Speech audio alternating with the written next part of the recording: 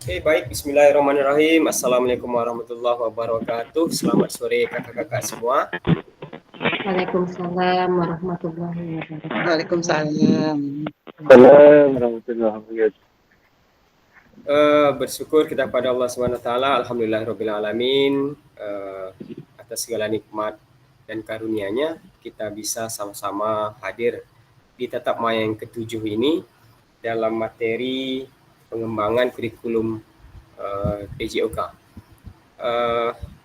Mengawali kegiatan kita pada sore hari ini, mari kita berdoa sesuai agama kita masing-masing. Kali ini saya mohon kesediaan doa ini dipimpin oleh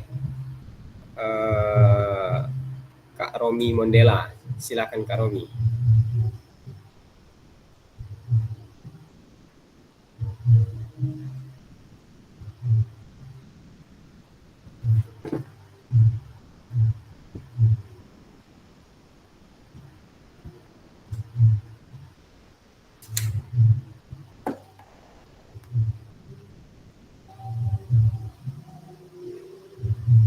Silakan Kak Romi. Ada tanda seru di mic. Oke. Mungkin Kak Romi boleh keluar dulu baru gabung lagi. Kita ganti Kak Rian Ahmad Jani untuk pimpin doa. Silakan Kak Rian.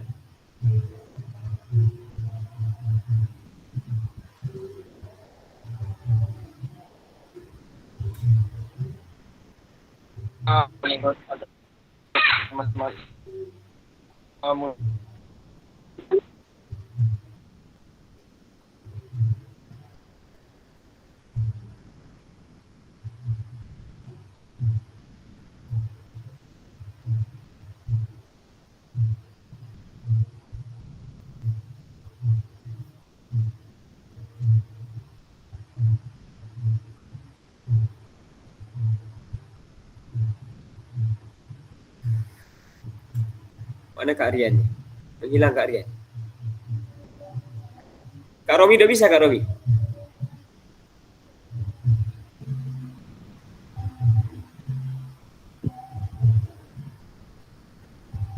Oke, kita ganti Kak Fuad.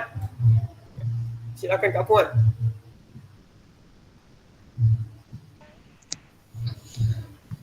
Oke, saya akan memimpin pembelajaran tatap maya pada memimpin doa maksudnya untuk pembelajaran tatap maya pada hari ini. Semoga yang kita belajar hari ini bisa kita serap dengan baik. Berdoa, mulai.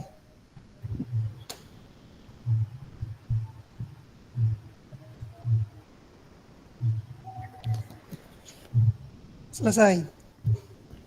Oke, baik. Terima Setelah kasih. berdoa selesai, saya kembalikan kepada Kak Emen. Terima kasih Kak Fuad. Baik kakak-kakak sekalian, saya langsung share screen saja.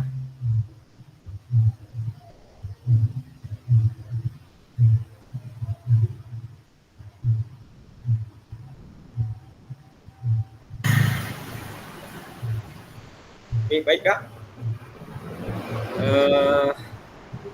Sekali lagi kita mari lakukan kesepakatan bersama Kak untuk menyalakan kamera selama aktivitas tatap maya ini berlangsung.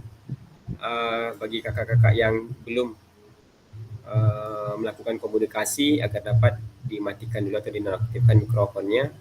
Kemudian mari kita sama-sama hadir seutuhnya di 2 jam pelajaran ini, yaitu 90 menit ke depan. Bila ada sesuatu yang mendesak, kakak boleh tinggalkan sebentar, kemudian diusahakan untuk kembali hadir ke tatap ruang ini. Mari kita menghargai waktu bersama selama 90 menit ke depan. Kemudian mari kita maksimalkan fitur chat yang ada di LME, yang ada di main room ini. Bila kakak-kakak ada pertanyaan atau tanggapan atau segala macam, kakak boleh mengklik tombol raise hand-nya. Kemudian segala bentuk gangguan teknis adalah hal-hal yang wajar yang kita maklumi bersama. Kakak-kakak, tujuan dari sesi kita kali ini adalah yang pertama, peserta kakak-kakak semua dapat memahami 3 karakteristik utama kurikulum merdeka serta kaitannya dengan prinsip pemikiran Ki Hajar Dewantara.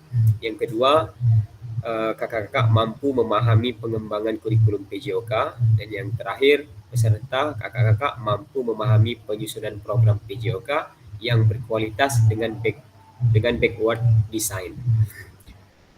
Agenda kita sesi ini yang pertama backward design, yang kedua pengembangan kurikulum PJOK, dan ketiga pemikiran Ki Hajar Dewantara dan kurikulum merdeka. Kita masuk pada aktivitas yang pertama kakak, yaitu backward design dalam pengembangan kurikulum PJOK. Menurut kakak-kakak sekalian, dari skala 1 sampai 10, kira-kira seberapa dalam pemahaman kakak-kakak tentang kurikulum PJOK?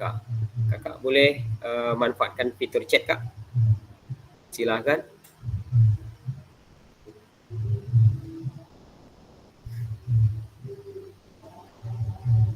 Dari skala 1 sampai 10, kira-kira seberapa dalam pemahaman kakak tentang kurikulum PJOK? Silakan di kolom chat.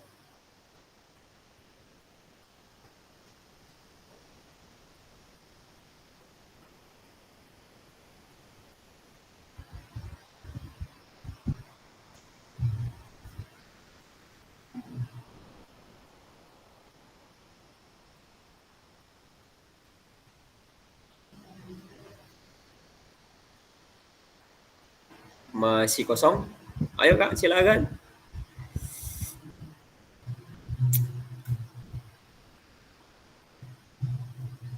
Kak Fandi Ahmad Lubis. Kak Fandi menuliskan skala 6. Fandi 6. Yang lain?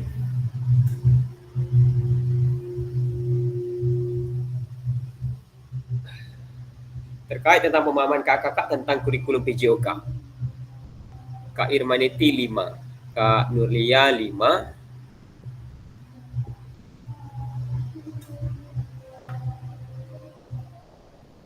Kak Aini, Kak Zulkifli 5.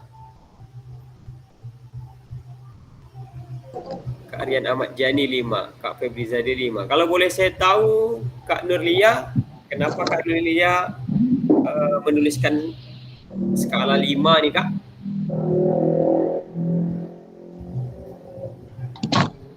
Karena masih 50-50 nih kak, masih ada yang belum saya pahami, masih dalam proses belajar juga kak. Oke, masih proses belajar, masih 50-50 ya kak, masih separuh istilahnya gitu lah ya kak ya. Kak Febri Zaldi mungkin, kenapa Kak Febri Zaldi menuliskan skala 5 kak? Masih banyak yang harus dipahami lagi kak. Masih banyak yang harus dipahami lagi. Kak Rian Ahmad Jani, Kak Safrizal, Kak Selamat Aryadi. Kak Safrizal kenapa menulis skor 5 kak? Sebetulnya kak, saya rasa lebih rendah dari itu nilai saya sebetulnya pak. Jadi malu lah saya buat 3 situ kak. Buat 5 aja lah. Ya. Jadi sebetulnya rendah daripada itu kali lagi Kak Safrizal Iya betul kak. Oke, tak apa-apa Kak Safrizal, kita sambil belajar Kak Safrizal. Siap kak, siap. Di sini nanti kita sharing-sharing sama-sama. Di sini rata-rata 5, yang 6 Kak Fandi. Coba Kak Fandi, apa alasan Kak Fandi menulis skor 6 Kak Fandi? Sebenarnya mau nulis 5 juga tadi kak, cuman sama juga, masih belum paham juga, 50-50 juga. Cuman saya berharap tadi kakak-kakak yang lain ada yang 7, 8 kan, saya lah paling rendah 6 kan. Pikir saya tadi rencananya mau tulis 10, karena malu, sungkan tulis 5 atau 6 gitu kan. Enggak kak, Oke, sama baik juga kakak. Oke, baik kakak-kakak.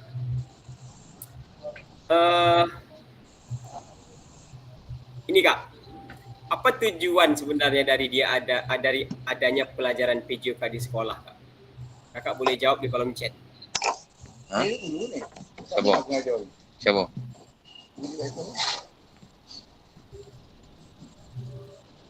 Apa tujuan dari adanya pelajaran PJOK di sekolah? Ya aktif kan dia tak mau pula.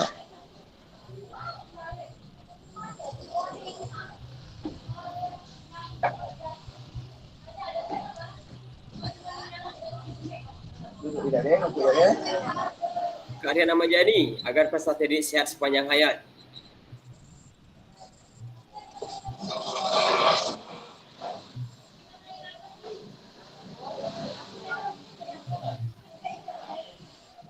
Mana cakap?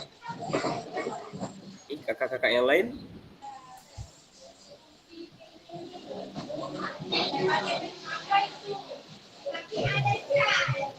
Tujuan dari adanya pelajaran PJOK di sekolah? Kak Las Maria, agar peserta didik sehat dan bugar. Kak Nurlia, pelajaran PJOK sebagai sarana untuk membangun manusia Indonesia seutuhnya. Nah,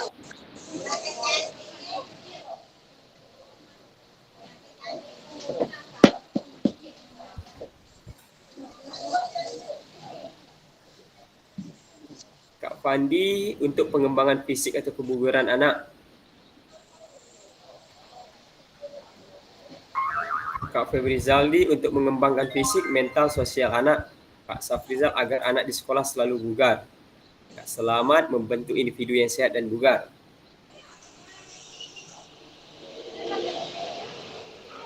Domain ini masih tentang kesehatan ya kak? Masih tentang kesehatan. Masih mengarah kepada fisik, pada motorik. Apakah mungkin ada lain selain dari motorik, pengembangan yang ditujukan dari pelajaran PJOK kita ini?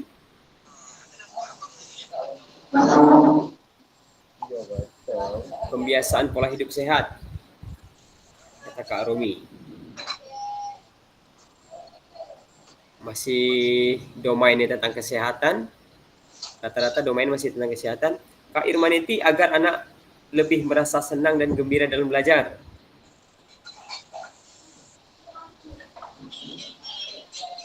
Lagi.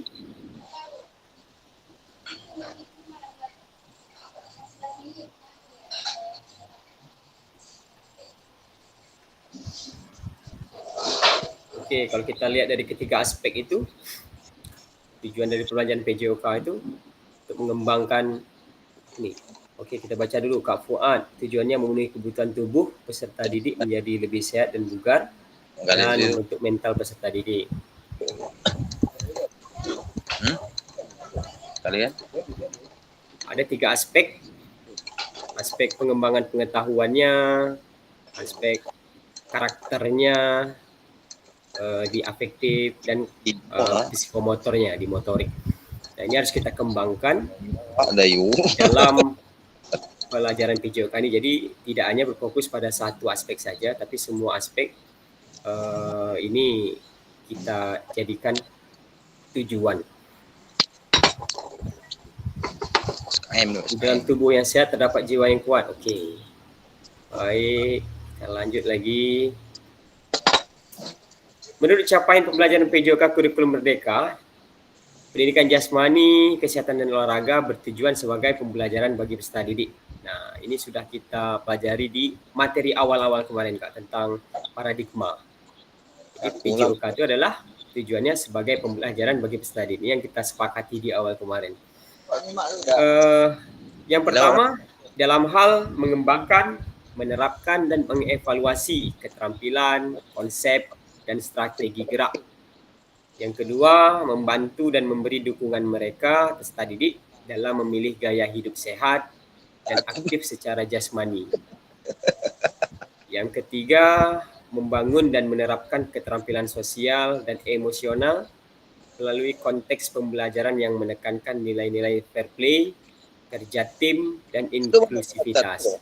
Dan yang terakhir, Semua. Menanamkan apresiasi dan mengembangkan sikap positif untuk aktif secara jasmani sepanjang hayat sebagai upaya peningkatan keseluruhan kualitas hidup. Inilah dia Kak, Harus ikut. tujuan kita Kak, Muak ada mungkin di sekolah kita. Intinya digarisbawahi sebagai pembelajaran bagi peserta didik. Dalam hal apa? Ini yang keempat ini. Yang mencakup semuanya. Fisiknya, motoriknya, emosionalnya, pengetahuannya, dibayar semuanya. Kemudian mari kita diskusi Kakak sesuai pertanyaan yang ada pada slide berikut ini. Oke, sebentar. Abang kau sikit 5, enggak 5. Gaji pegawai 5. Dapat gaji ni 5.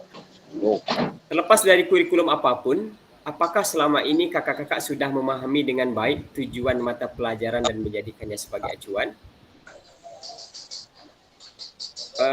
Silahkan Kak. Siapa yang mau jawab nih? Kalau aku tak minat aku guru ni. Terlepas dari kurikulum apapun, mau kurikulum K13, mau kurikulum sebelumnya, ataupun kurikulum Merdeka hari ini. Apakah selama ini kakak-kakak sudah memahami dengan baik tujuan mata pelajaran dan menjadikannya sebagai acuan?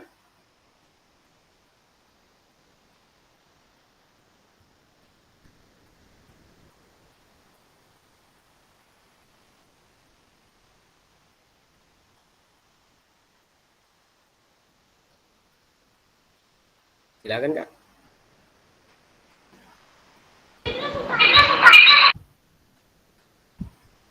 Atau saya minta tanggapannya Kak Romi lah, Kak Romi Mondela.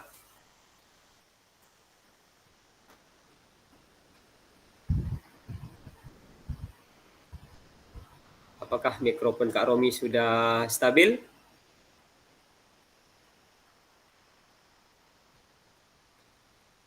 Halo Kak Romi.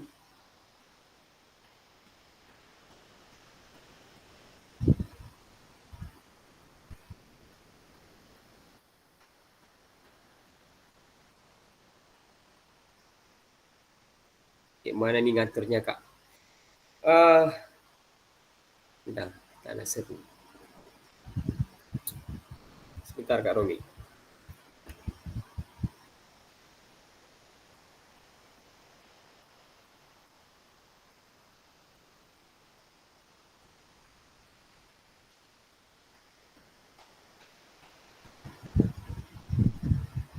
Mungkin Kak Rian Ahmad Dhani bisa dulu Kak Rian untuk menjawab pertanyaan ini Kak Rian. Menjawab pertanyaan yang di sini Kak. Ya, yang di slide ini Kak. Terlepas dari kurikulum apapun, apakah selama ini Bapak Ibu sudah memahami dengan baik tujuan mata pelajaran dan menjadikannya sebagai acuan? Sudah Kak. Kalau kita sebagai guru kan kita kan punya program tuh RPP. Ya. Di setiap pertemuan kan ada tujuan pembelajaran. Misalnya contohnya dalam permainan sepak bola. Dalam permainan sepak bola contohnya tujuan pembelajarannya 4.1 siswa dapat mempraktikkan gerak dasar menendang bola misalnya Kak. Jadi kita lah anak murid itu untuk memperagakannya Kak. Seperti itu Kak. Terima kasih. Oke. Sebentar Kak Rian. Kak Rian pilih satu nama untuk melanjutkan jawabannya. Siapa kira Kak Rian? Satu nama untuk menjawab. Saya minta Ibu Lasmaria lah. Oke, Ibu Lasmaria silakan. Terlepas dari kurikulum apapun, apakah selama ini Bapak Ibu sudah memahami dengan baik tujuan mata pelajaran dan menjadikan sebagai acuan? Sudah Kak? Sebab sebelum kita masuk mata pelajaran PJOK, kita sudah mempersiapkan diri kita baik di RPP, baik di kelas maupun di lapangan. Oke. Terima kasih Kak Lasmaria. Kak Lasmaria pilih satu orang Kak Lasmaria untuk melanjutkan jawabannya Kak Lasmaria. Menambah lagi, Kak. Ya, satu orang. Siapa Kak? Kak Pandi lah ketua kelas. Kak Fandi, silakan Kak Fandi. Baik, terima kasih. Kalau saya terlepas dari kurikulum apapun, apakah selama ini Bapak Ibu sudah memahami dengan baik tujuan mata pelajaran dan menjadikannya sebagai acuan? Kita tentu saja sebagai guru harus memahami tujuan pelajaran yang kita ampu. Dan itu juga harus menjadi acuan kita. Jadi terkait apapun kurikulumnya, mau tidak mau kita harus memahami terlebih dahulu. Begitu Kak kira-kira.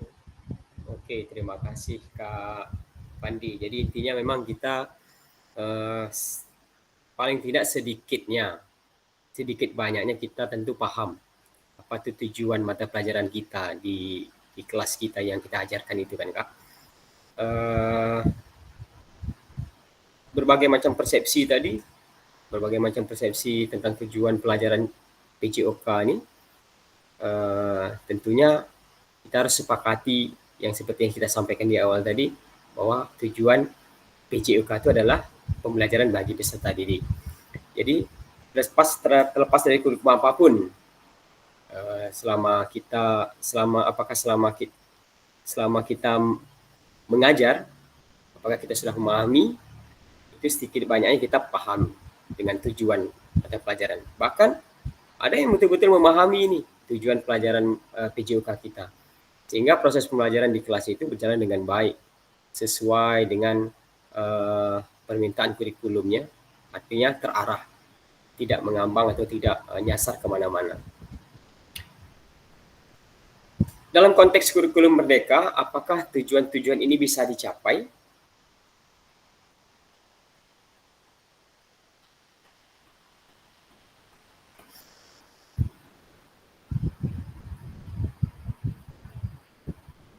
Dalam konteks kurikulum merdeka, apakah tujuan-tujuan ini bisa dicapai?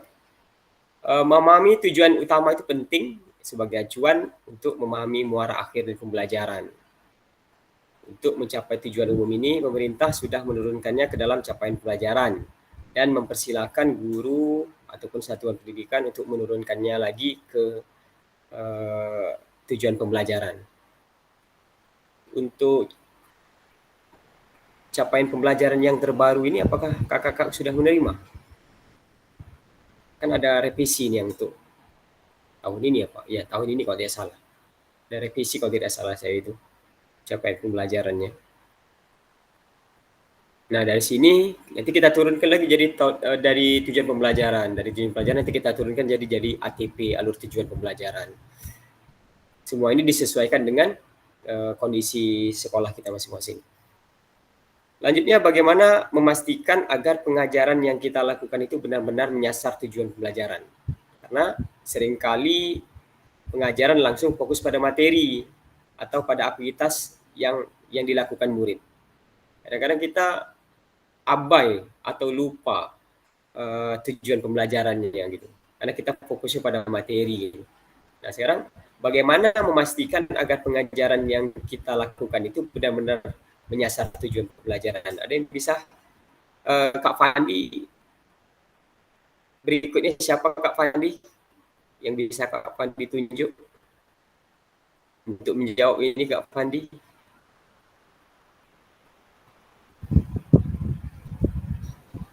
Mungkin Kak Fuad.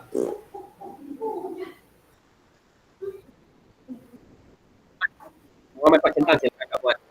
Bagaimana kakak memastikan agar yang kita lakukan, yang kakak lakukan benar-benar menyasar pada tujuan pembelajaran?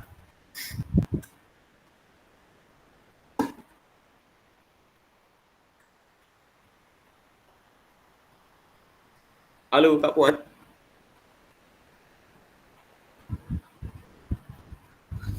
Halo Kak, mana Kak? Putus-putus Kak suaranya Kak. Bagaimana memastikan agar pengajaran yang kita lakukan benar-benar sesuai dengan tujuan pembelajaran? Karena seringkali pengajaran langsung fokus kepada materi. Ya biasanya tak jarang juga guru-guru itu fokusnya pada materi itu kan. Lupa dia dengan tujuan pembelajaran. Akhirnya menyimpang dari tujuan pembelajaran. Nah, sekarang macam mana kita supaya bisa memastikan bahwa apa yang kita lakukan itu, apa yang kita ajarkan itu sasarannya tujuan pembelajaran gitu. Oke, Kak. Memastikan itu kita bisa menggunakan dengan cara games di suatu pembelajaran kita, tetapi tujuannya masih tetap dengan pembelajaran. Contohnya, kita di dalam materi bola voli. Kita menggunakan bola plastik ataupun balon. Kita gunakan untuk passing dulu, tetapi walaupun itu dalam konteksnya games, tetapi tujuannya mungkin tetap ke pembelajaran untuk passing atas pun ataupun passing bawah, menyesuaikan tangannya terlebih dahulu, gerakan tangannya. Begitu Kak jawaban dari saya. Oke, terima kasih Kak Fuad. Kak Fuad mau siapa lagi yang menjawab ini Kak Fuad?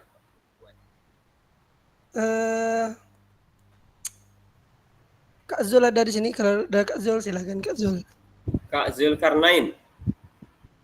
Silakan Kak Zul.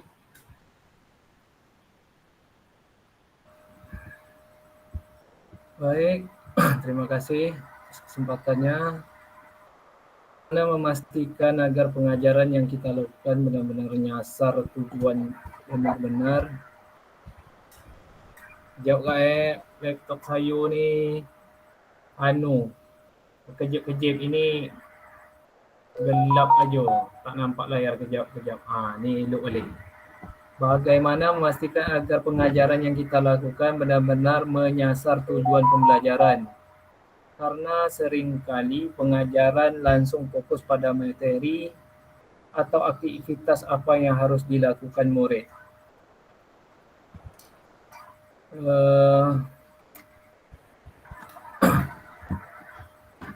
Lebih kurang sama saya rasa jawaban saya dengan Kak Fuad itu. Contohnya dalam permainan sepak bola. Ketika kita pada materi sepak bola, misalnya salah satu teknik dasar pada sepak bola itu entahkan dia passing control, rata-rata khususnya lah di sekolah kami itu untuk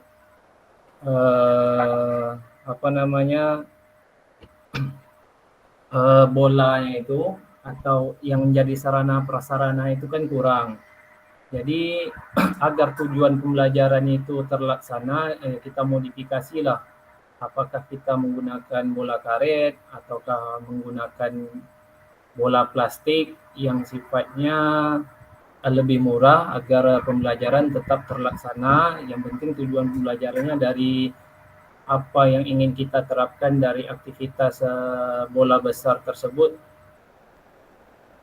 dengan baik. Itu Kak menurut saya Kak.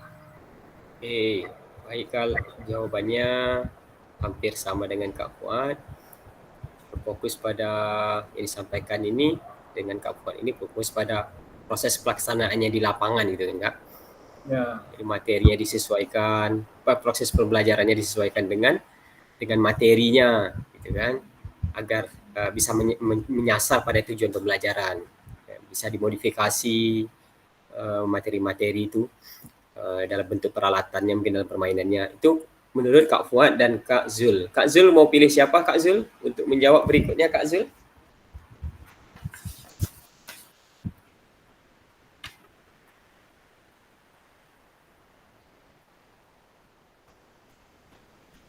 Halo Kak Zul.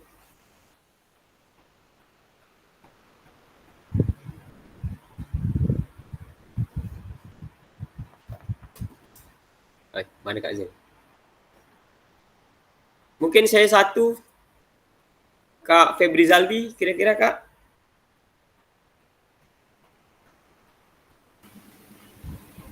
Baik, terima kasih Kak Wasil.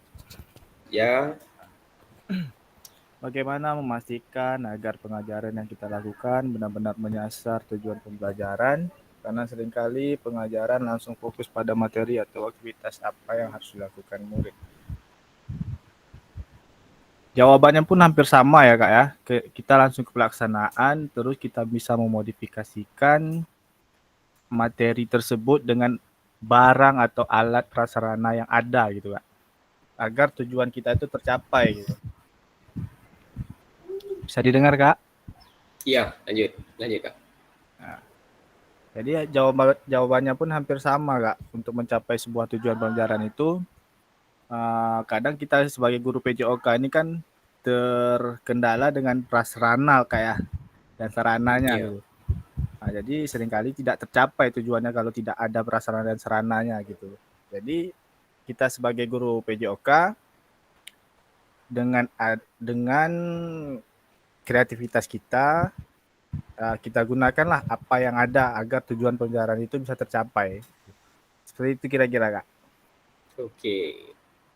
Terima kasih. Penjelasan Kak Febri Zali, terima kasih Kak Febri Zali. Penjelasan Kak Febri Zali juga mengarah seperti yang disampaikan Kak Fuad dan Kak Zul, mengarah pada proses pembelajarannya, sesuaikan dengan materinya, memodifikasi peralatannya, ya kan?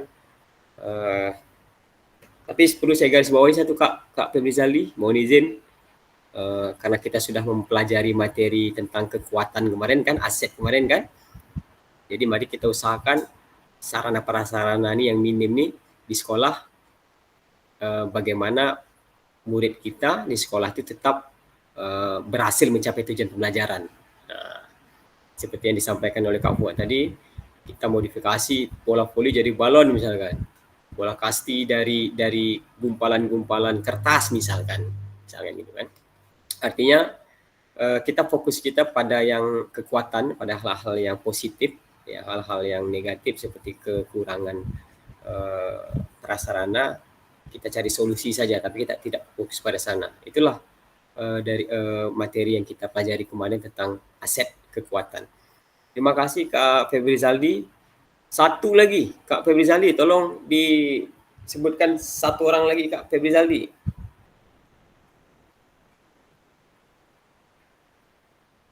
Untuk menjawab ini Kak Febri.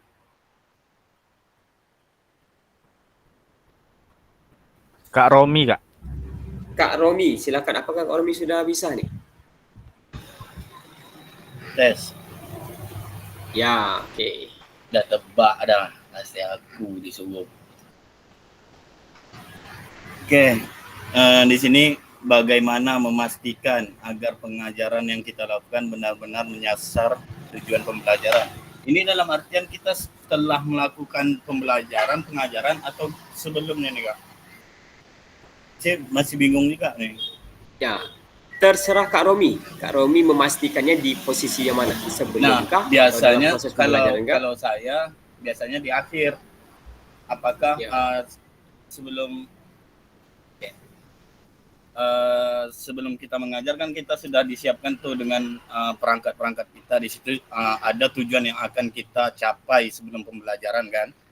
Nah, biasanya saya menanyakan di akhir pembelajaran, apakah yang saya ajarkan itu sampai tidak ke siswa-siswa saya. Nah, dengan cara evaluasi Kak di akhir pembelajaran, apakah sudah mengerti, memahami dari pembelajaran yang telah dilakukan. Nah, biasanya saya kayak gitu. Nggak tahulah betul apa salahnya Kak. Terima kasih. Oke, terima kasih Kak Romi. Kak Romi mengatakan untuk memastikannya dilakukan evaluasi, yaitu di akhir pembelajaran gitu nih Kak.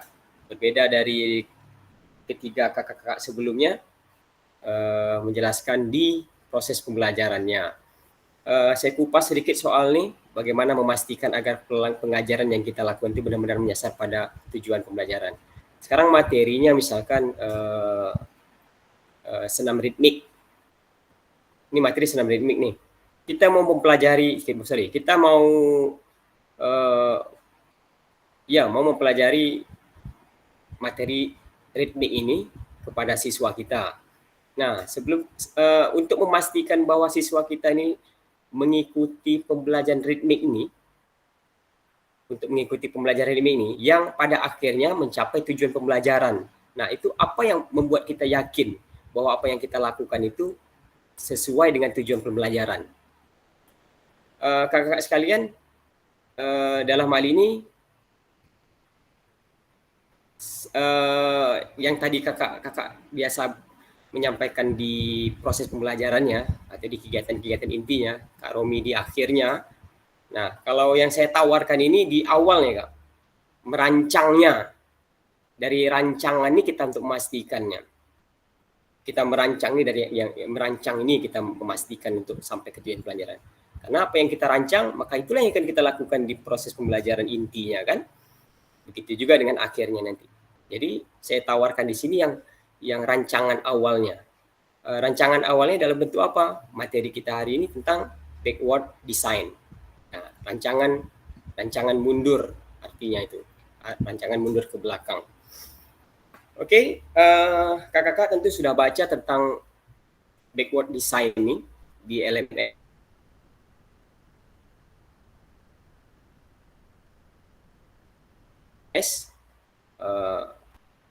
Kira-kira ini apa?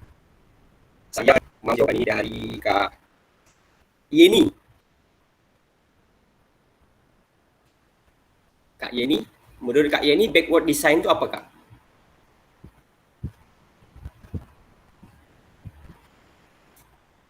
Apakah Kak sudah mengetahui backward design ini ataukah baru mengenalnya? Ataukah bahkan kakak sudah melaksanakannya gitu. Apa kira-kira Kak Yeni backward design itu, Kak, menurut kakak?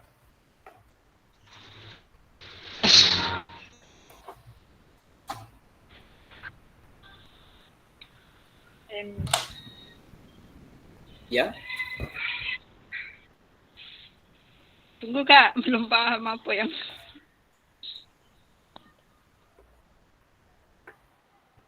backward design itu kan rancangan mundur ke belakang gitu. Biasanya kan kita maju ke depan gitu kan. Nah, itu kan merancangnya mundur gitu. Backward design. Memang backward design ini istilahnya baru muncul, baru populer di kurikulum Merdeka ini. Baru populernya. Nah, biasanya kita kan menggunakan forward design, itu maju ke depan gitu. Maju ke depan. Nah, sekarang ini backward design. Atau kira-kira Kak Yeni sudah pernah menerapkan ini, melaksanakan ini, atau mungkin baru mendengar istilah ini, Kak Yeni? Baru dengar ya, Kak ya? Ya, saya gitu juga, Kak. Saya gitu juga, baru di modul ini saya mendengar ini gitu. Baru di modul ini saya mendengar backward design ini. Karena biasanya kalau saya baca-baca itu biasanya backward design ini biasanya kita merancang itu ke depan gitu kan. Nah, sekarang pendekatannya berbeda nih, di kurikulum Merdeka ini pendekatannya beda. Dia suruh kita merancang dari belakang dulu. Dari depan ke belakang gitu, mundurnya ke belakang. Nah, di sini Kak, kalau boleh saya lanjut, proses backward design ini dalam pengembangan kurikulum secara umum ada 3 tahapan yang dilewati. Yang pertama, mengidentifikasi. Apa yang diidentifikasi? Capaian pembelajarannya. Jadi kita tugas kita yang pertama dulu, sebelum kita membuat kurikulum nih Kak, sebelum kita mau program kurikulum PJOK ini, kita identifikasi dulu capaian pembelajaran PJOK kita nih. Apa capaian pembelajarannya? Apa-apa saja itu kita identifikasi. Setelah kita dapati capaian pembelajaran kita ini semua nih, PJOK ini, baru kita masuk ke tahap yang kedua. Apa tahap yang kedua? Kita tentukan metode penilaiannya. Apa metode penilaian untuk capaian pelajaran yang ini? Apa metode penilaian untuk capaian pembelajaran yang itu? Gitu. Nah, kita tentukan metode penilaiannya. Untuk metode penilaian ini nanti ada Kak di modul khusus kita bahas tentang metode penilaian. Itu nanti kita kupas di modul-modul berikutnya, itu modul-modul sekitar modul akhir nanti itu tentang metode penilaian modul akhir, modul 3, modul 2 terakhir tuh. Kemudian yang ketiga, tahapan yang terakhirnya baru kita merencanakan pengalaman belajar atau strategi pembelajarannya, Kak. Nah, kalau biasanya mungkin kita menyusunnya kan, kita menyusun strateginya dulu nih. Kalau kalau forward design itu dia kebalikan dari backward design nih, Kak. Kita merancang strateginya dulu, pembelajarannya seperti apa. Nah, baru kita setelah dapat strategi pembelajarannya, pengalaman belajarnya, sudah kita rancang, sudah kita rencanakan, baru kita tentukan metode penilaiannya. Penilaian apa yang mau kita pakai. Setelah kita tentukan metode penilaiannya, baru kita cocokkan, baru kita hubungkan dengan tujuan pelajaran, capaian pembelajarannya. Nah, di kurikulum Merdeka ini justru dia minta pendekatan yang berbeda, Kak. Dia minta pendekatan yang mundur ke belakang. Dimulai dari identifikasi capaian pembelajarannya dulu, baru kemudian kita diminta untuk membuat metode penilaiannya, baru terakhir kita merencanakan strategi pembelajarannya seperti apa. Nah, inilah merancang pendekatan backward design inilah salah satu upaya kita untuk memastikan bahwa pelajaran PJOK kita ini menyasar pada tujuan pembelajaran. Ada pesan kunci bahwa backward design itu merupakan proses sistematis yang memastikan kesesuaian kurikulum dengan capaian pembelajaran yang diinginkan. Saya ulangi, merupakan proses sistematis yang memastikan kesesuaian kurikulum dengan capaian pembelajaran yang diinginkan. Backward design juga pada akhirnya membantu guru menyelaraskan antara tujuan, langkah pembelajaran, dan penilaiannya.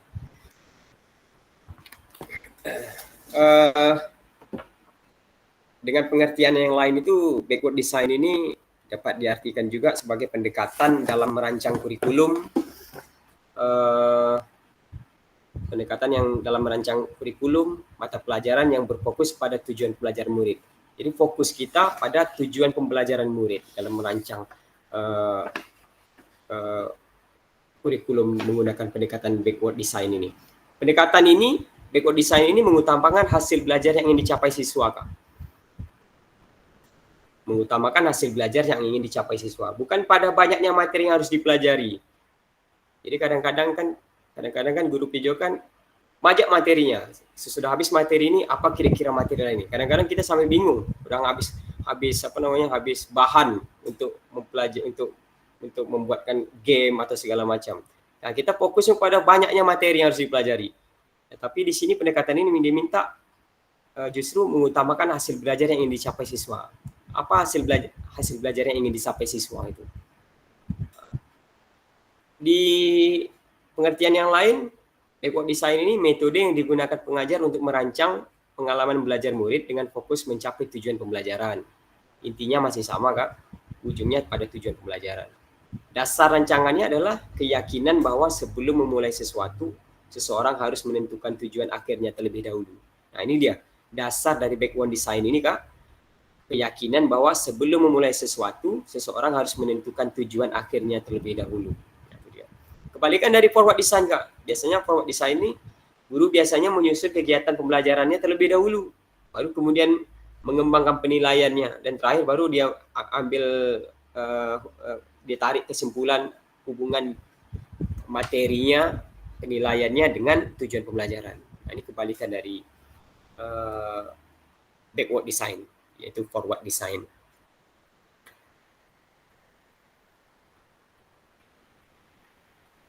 Kita masuk ke aktivitas kedua, penyusunan program PJOK.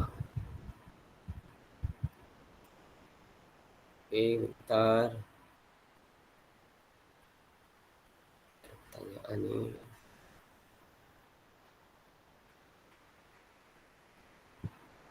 Kurikulum berbasis standar, manakah yang benar? Definisi di bawah ini. Kurikulum merupakan seperangkat aktivitas untuk menguasai keterampilan.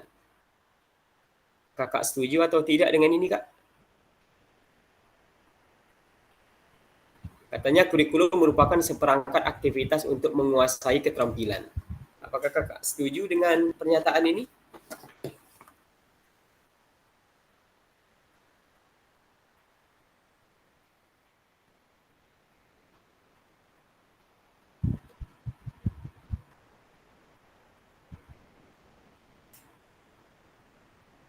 Jadi kurikulum bukan seperangkat aktivitas untuk menguasai keterampilan. Jawabannya tidak, ya.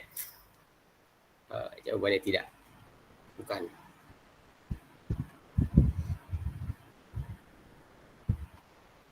Okey.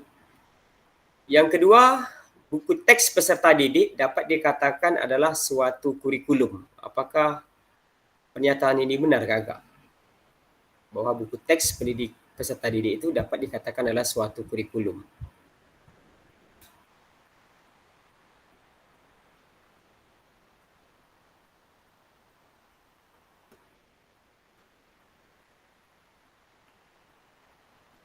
Halo.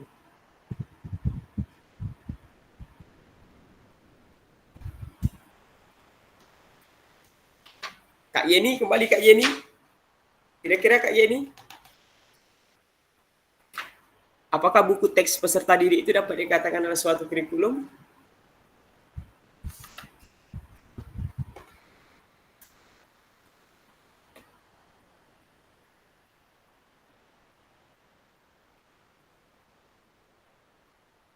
Halo Kak Yeni.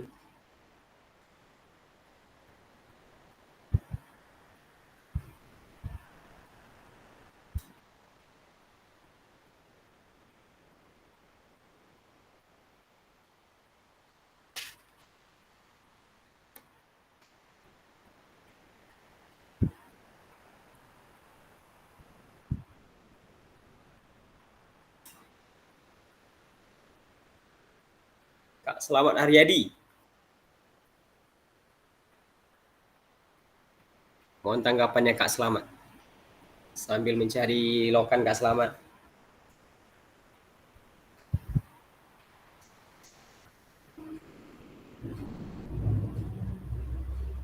Oh.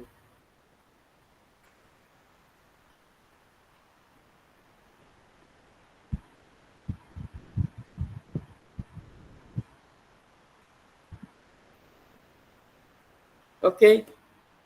Bahwa buku teks peserta didik itu tidak dapat dikatakan sebagai suatu kurikulum. Kurikulum juga bukan merupakan seperangkat aktivitas untuk menguasai keterampilan. Dan yang ketiga, kurikulum adalah suatu standar untuk mengetahui apa yang peserta didik harus pelajari meliputi keterampilan, pengetahuan, dan sikap. Nah, ini dia yang betul. Kurikulum itu suatu standar untuk mengetahui apa yang peserta didik harus pelajari meliputi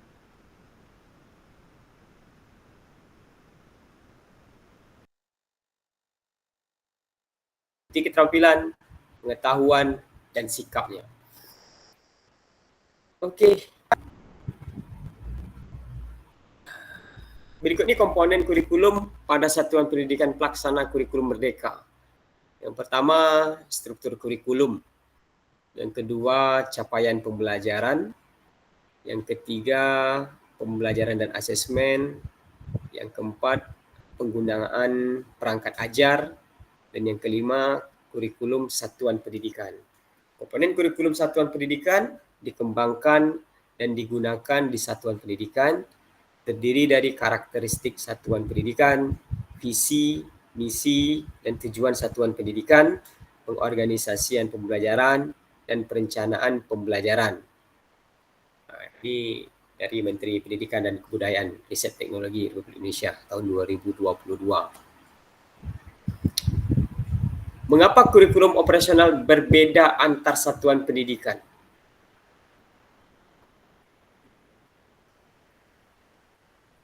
Kira-kira ada tanggapan lain tidak Kak tentang ini?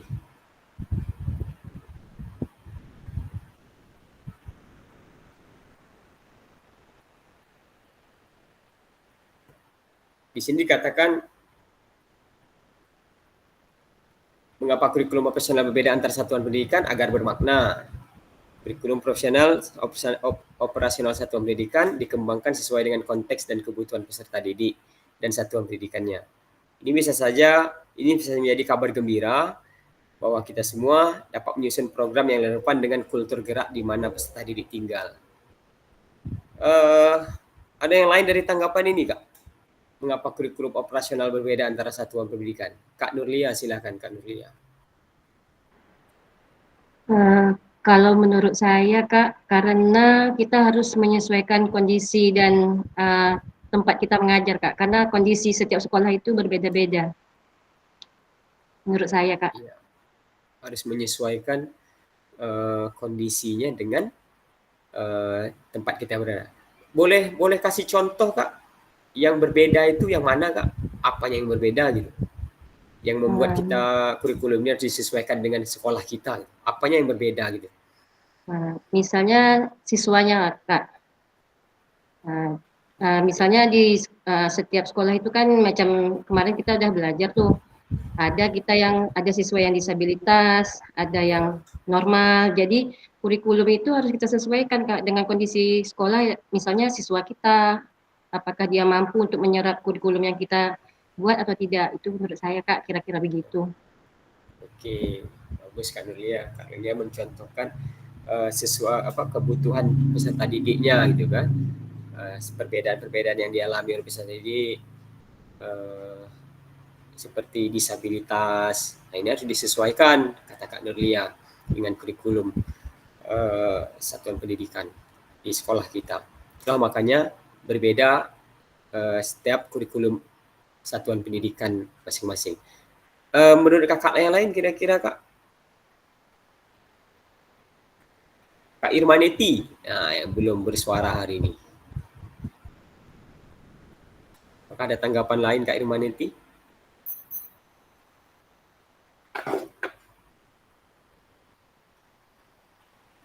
Mengapa kurikulum operasional berbeda antar satuan pendidikan?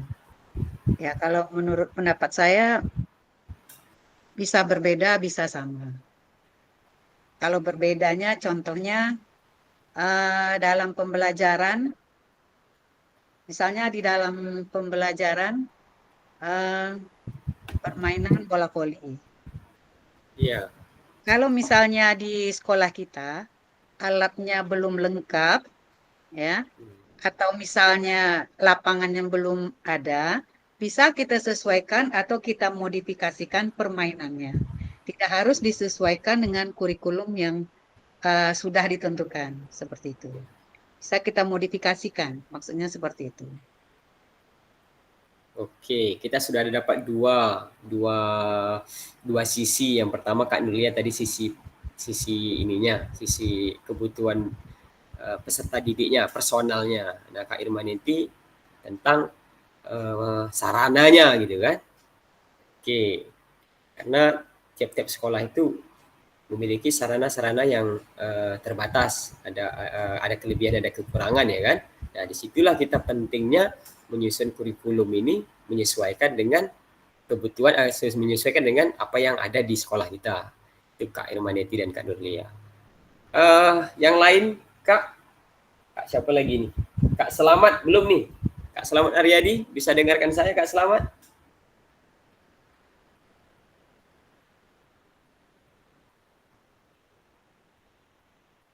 Oke, Kak Zulkifli, silakan Kak Zul.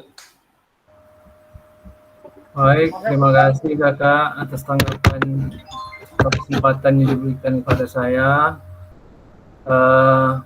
Mengapa kurikulum operasional berbeda antar satuan pendidikan? Ya, karena banyak faktor nih Kak, menurut saya yang menentukan hal ini bisa terjadi, karena salah satunya contoh mungkin karakteristik atau kebutuhan peserta didiknya, satuan pendidikannya, atau lingkungannya yang membuat kurikulum itu bisa berbeda di setiap satuan pendidikan. Contohnya salah satu pada materi renang Kak, misalnya renang. Di ruang lingkup sekolah kita khususnya di Kecamatan Bukit Batu, untuk pelaksanaan renang itu secara teori mungkin bisa, akan tetapi kalau secara praktek mayoritas umumnya di Kecamatan Bukit Batu, bahkan Siak Kecil dan Bandar Laksamana, 3 kecamatan yang berdekatan ini saling berdampingan, tidak dapat untuk melaksanakan secara prakteknya. Mungkin kalau di bagian kecamatan seperti di daerah Mandau atau yang berdekatan di sekitar sana di daerah Duri, mungkin mereka bisa melaksanakan karena ada fasilitas di sana, baik itu mungkin daerah punya atau yang sifatnya swasta yang punya gitu. Menurut saya gitu Kak, terima kasih. Oke, baik Kak Zul. Kak Zul menambahkan sisi yang ketiganya. Kalau Kak Nuria sisi personalnya, Kak Irmaneti sarana prasarananya, kalau Kak Zul ini materinya gitu kan. Ada materi materinya renang. Kan tidak semua sekolah punya kolam renang. Bukan sekolah, maksudnya di daerah itu tidak ada kolam gitu. Apalagi sekolah, sedang daerah itu sendiri tidak ada kolamnya gitu kan.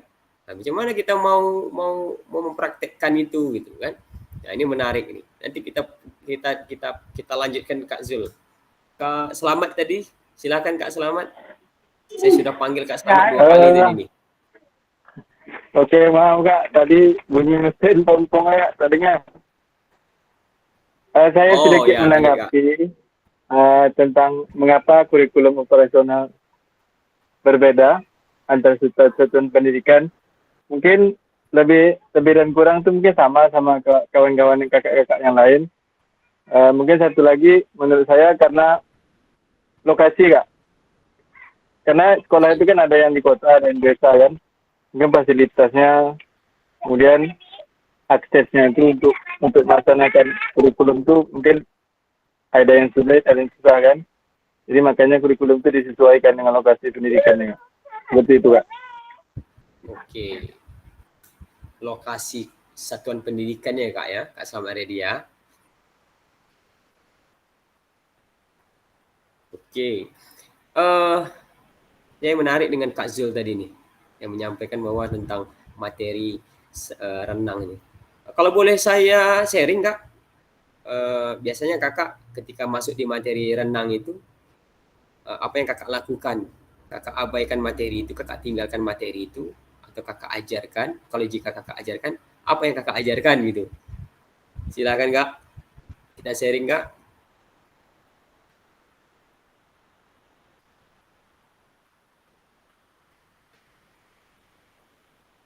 Ketika masuk materi renang, di daerah kita tidak ada kolam renang, Bukit Batu tak ada kolam renang. Yang di Kualo belum selesai, Bu Kak Irmaneti. Belum selesai. Apakah materi renang itu diabaikan atau ditinggalkan, dilanjut materi berikut, ataukah tetap diajarkan? Kalau diajarkan apa yang bagaimana cara ngajarnya gitu? Kak Lasmaria Gultom, silakan Kak Lasmaria. Saya akan mencoba Kak.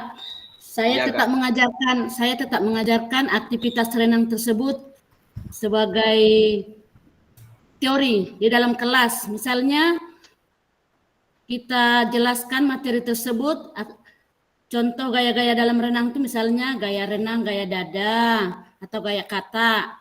Jadi nanti anak-anak, misalnya kami ada yang pandai itu renang tuh, kami Bu pandai gaya kapal Bu. Oh itu kalau dalam renang itu gaya punggung. Kita jelaskan lagi. Nah, gaya kata itu macam mana Bu? Macam gerakan kata. Kita buat prakteknya salah satu ke depan. Misalnya kita buatlah contohnya gaya kata ini atau gaya dada, tangan berasal dari dada. Itu aja Kak. Oke. Tapi yang jelas bukan di bak air mancur kan Kak? Enggak, tetap di dalam kelas. Materi dia kita sampaikan. Oke. Gaya-gaya dalam renang. Iya, gaya-gaya renang misalnya gaya dada, gaya punggung, gaya lumba-lumba itu tetap kita jelaskan Kak. Kita buat contoh misalnya depan, kita peragakan dia. Oke. Nah itu aja Kak, singkat aja. Baik, terima kasih Kak Lasmaria. Mungkin kakak lain? Kata Kak Lasmaria, pelajari materinya, teorinya gitu. Teorinya dipelajari.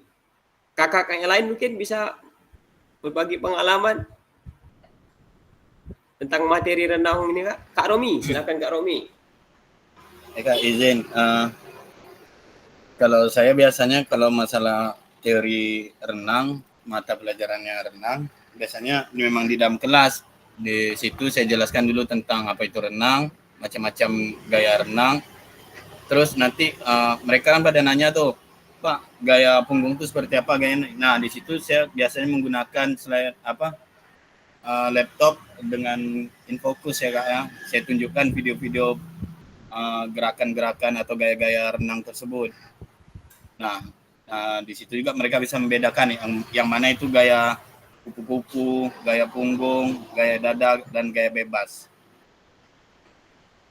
Oke Kak, terima kasih. Oke, terima kasih Kak Romi. Jadi Kak Romi tetap mengajarkan materi renang ini dengan teorinya dibantu dengan media ya Kak. Menggunakan video pembelajaran tentang renang, bagaimana bentuk renang. Tadi Kak Limanetik, Kak Lasmaria juga menyampaikan kita praktekkan bentuk gerakannya meskipun tanpa air gitu. Mungkin satu lagi Kak, silakan. Kak Yeni, mana Kak Yeni? Kak Muhammad Fuad Centang, silakan Kak Fuad. Oke Kak, makasih waktunya. Mengapa kurikulum operasional itu berbeda antar satuan pendidikan? Saya menangkap di sini Kak, di sini saya menangkap bahwa kurikulum di setiap satuan itu memang berbeda. Karena kurikulum ini fleksibel Kak, sesuai dengan kebutuhan peserta didik ya. Makanya dari itu kita sebagai guru PJOK lebih jeli dengan peserta didik kita, apa kebutuhan peserta didik kita. Makanya kita itu memfasilitasi yang tadi pertama. Terus kita itu lebih bebas menyusun tujuan pembelajaran kita sesuai dengan tempat ataupun situasi kondisi di sekolah kita. Makanya lebih fleksibel lah gitu, kita tidak ada batasan apapun. Kita lebih fleksibel menyusun tujuan kita, mau kita berapa, tujuan apa yang mau kita sampai, lebih fleksibel. Oke Kak, itu jawaban dari saya Kak. Oke, terima kasih Kak Fuad. Flexibility, jangan kaku ya Kak Fuad ya. Oke, menyesuaikan Kak Fuad. Oke, baik Kak. Ya, Kak Yuswan. Kak Yuswan, ada yang mau ditanggapi? Oke, kita lanjut Kak. Jadi terkait renang tadi Kak, di sekolah kita tidak ada kolamnya, di daerah kita tidak ada kolamnya, apakah kita abaikan? Jadi Kakak setuju tidak diabaikan, tapi kita tetap mengenalkan renang ini kepada anak, kepada murid, yaitu melalui teorinya, kemudian dilengkapi juga dengan video-video pembelajarannya. Apalagi hari ini teknologi semakin canggih Kak. Nah, kita dituntut untuk menguasai sedikit banyaknya menguasai IT ini agar proses pembelajaran kita menarik Kak. Kita bisa tampilkan di situ, walaupun kita tak pandai berenang nih, kita tampilkan aja di situ bentuk gaya kupu-kupu gitu. Walaupun mungkin kalau suruh praktekin kita susah juga kita membuat gaya kupu-kupu. Nah, jadi kita praktekkan bentuk gaya kupu-kupu, pengambilan napasnya bagaimana, fase-fase gerak tangannya bagaimana, fase pull-nya bagaimana, fase push-nya bagaimana, fase recovery-nya bagaimana, gerak kaki tungkainya bagaimana, pengambilan napasnya bagaimana gitu kan. Kita bisa lihat, kita saksikan mereka di foto. Jadi intinya anak-anak ini tidak diajak untuk menghayal, sekalipun tidak ada kolamnya di sekolah, di tempat kita belajar, tidak kolam. Tapi seperti Kak Imaniti sampaikan tadi, kita praktekkan di depan kelas. Bisa saja meja itu kita jadikan air, jadi anak-anak suruh baring di mejanya, suruh baring telungkup misalkan di meja untuk mempraktekkan gerak gaya dada misalkan, suruh anak telungkup, silakan praktekkan gerak tangannya, gerak kakinya, gerak kepala ketika mengambil napasnya di meja saja. Nah, kira-kira gitu, seolah-olah gitu kan. Itulah mengapa kurikulum operasional itu berbeda dari satuan pendidikan, supaya peserta didik kita di satuan pendidikan itu dapat menikmati pembelajarannya Kak, sesuai dengan kebutuhan dia, sarana prasarana yang ada di sekolah itu, dan kultur gerak yang ada di daerah tempat tinggalnya. Oke. Mari berbagi cerita pada saat kakak-kakak menyusun kurikulum PJOK. Pertama ini, Kak. Bagaimana kakak selama ini merancang program PJOK sebagai bagian dari pengembangan kurikulum mata pelajaran PJOK? Siapakah orang pertama yang mau menjawab, Kak?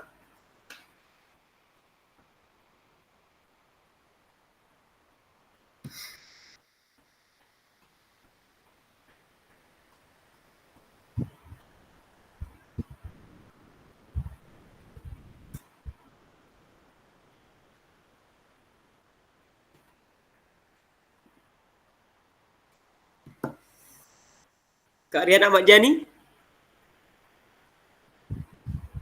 Bisa dengarkan saya, Kak Rian? Bisa, Kak. Kira-kira menurut kakak selama ini merancang program PJOK ini bagaimana, Kak? Ibu selama ini merancang program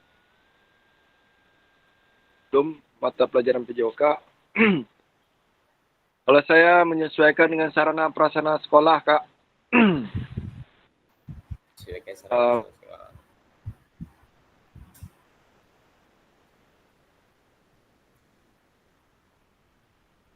Putus-putus, Kak Rian?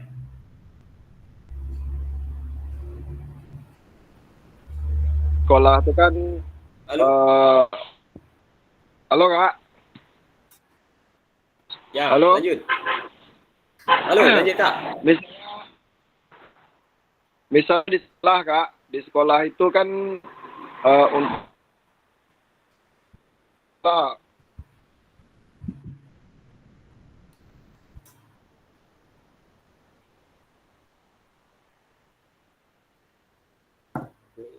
jaringan Kak Rian sepertinya bermasalah nih.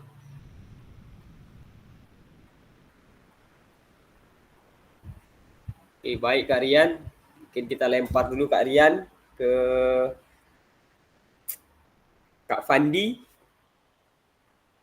Mungkin kita lempar dulu ke Kak Fandi. Ya, Kak. Terima kasih. Kalau saya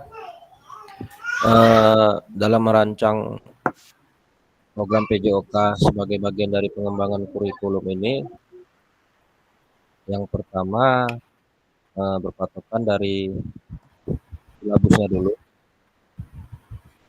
Kemudian kita lihat juga seperti kata Pak Rian, kita lihat kondisi di sekolah kita, seumpamanya tidak memungkinkan untuk memasukkan satu KD untuk dipelajari di sekolah itu,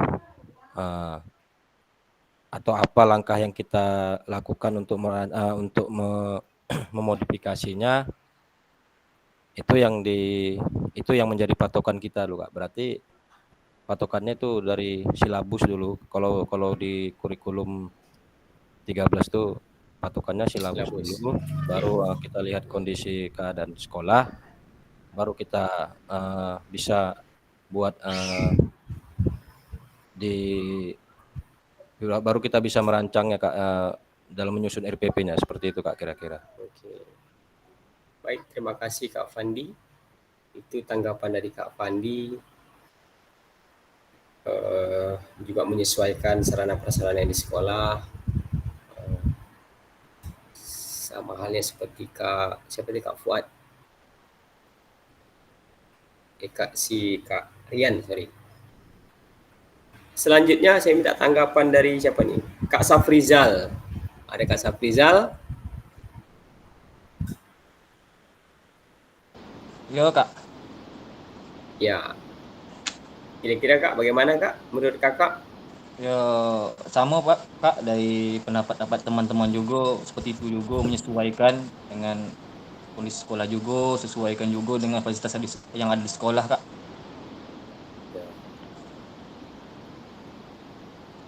Menyesuaikan dengan Oke, menyesuaikan dengan kondisi sekolah, intinya gitu ya Kak ya. Iya. Muncul satu lagi pertanyaan nih kakak-kakak sekalian. Ketika masuk materi bela diri nih, masuk bela diri nih materi. Apa yang bagaimana kakak merancang nih? Apakah kakak rancang juga itu materi bela diri itu masuk ke dalam materi pembelajaran kita? Ataukah diabaikan sama halnya dengan ini materi renang tadi gitu kan? Apakah diabaikan atau kita pelajari? Kalau pelajari, bagaimana cara mengajarnya gitu?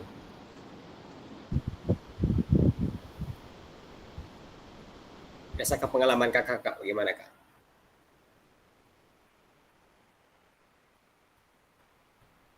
Kak Febri Zaldi, silakan Kak Febri Zaldi.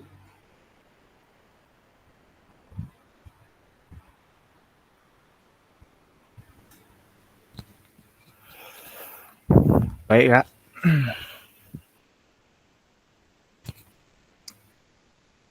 Tentang bela diri tadi Kak ya? Ya, apakah dimasuk dalam rancangan program? Dimasukkan Kak, cuman tidak tidak sepengaruh dengan bab lain gitu Kak. Karena tidak apa Kak? Karena tidak gini Kak, tetap dimasukkan di dalam program perancangan, cuman materinya tidak terlalu tidak terlalu dikuasai gitu. Tidak mendalam gitu ya Kak ya? Ya, tidak mendalam Kak. Apalagi kan poin-poin dasar aja. Apalagi kan saya sebagai guru baru juga Kak ya, di PJOK ini belum terlalu lama gitu. Jadi materi-materi seperti itu emang kurang menguasai, kurang mendalami gitu Kak. Ya. Oke, terima kasih Kak Febri Zaldi. Kalau tanggapan Kak Zulkarnain gimana Kak Zulkarnain? Oke, Kak Yeni, silakan Kak Yeni. Sebentar Kak Zul, Kak Yeni. Ya, terima kasih telah memberi kesempatan. Kalau menurut saya tetap karena di pelajaran SD ini materi pencaksilat itu kan cuma dasar-dasarnya aja. Ya. Misalnya tendangan, pukulan, cuman itu aja. Jadi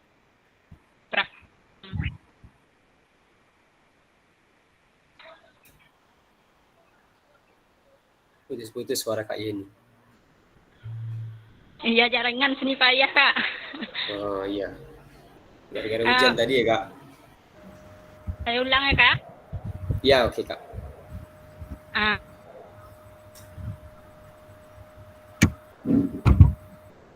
Di pelajaran SD ini kan khususnya dasar-dasarnya aja.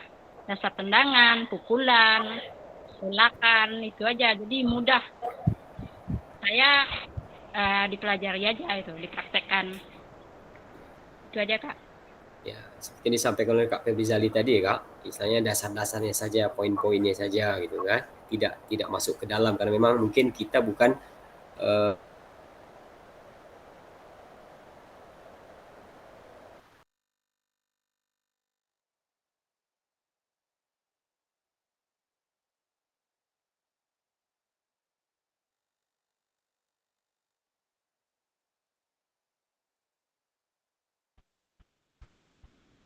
sepak bola, bola voli, bola basket, belum permainan bola kecilnya lagi terbagi lagi, masuk ke kebugaran jasmani, atletiknya terbagi lagi, lempar jalan, lari, lempar lompat, masuk lagi bela dirinya, masuk lagi sampai ke budaya hidup sehat. Nah, banyak bidang yang harus kita kuasai. Jadi makanya saya sampaikan di awal kemarin, kita nih guru PJOK ini hebat sebenarnya Kak. Kita bisa menguasai banyak.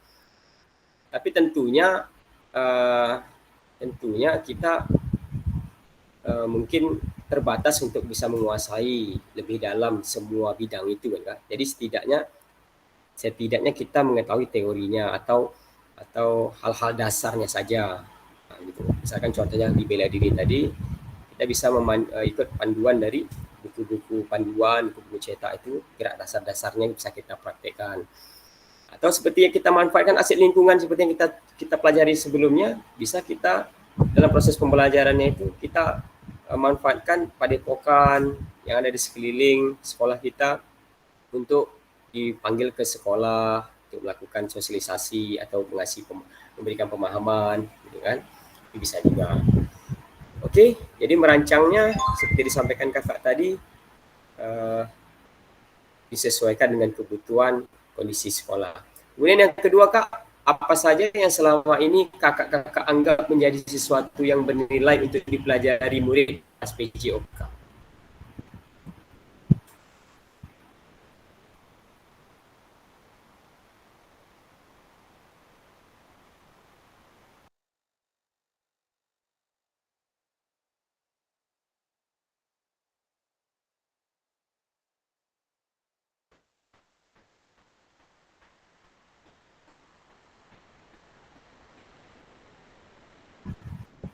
Kak Nurlia, silakan.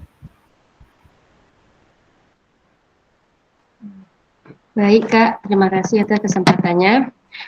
Apa saja yang selama ini Bapak dan Ibu anggap menjadi sesuatu yang bernilai untuk dipelajari murid di kelas PJOK? Menurut saya Kak, yang bernilai yang harus dipelajari oleh murid itu yaitu kedisiplinan siswa, kerjasama antara mereka, sportivitas, tanggung jawab, dan kreativitas. Sudah kak? Kedisiplinan. Sudah Kak. Terima kasih.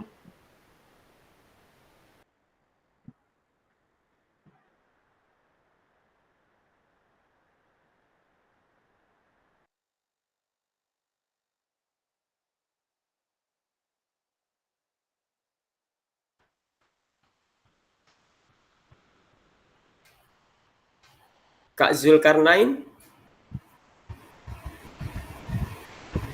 Kak Zulkarnain, dengarkan saya Kak Zul?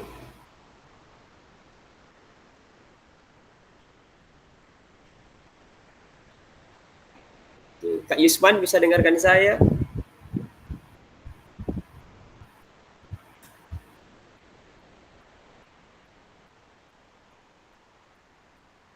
Oke. Kak Irmaniti. Halo Kak Irmaniti.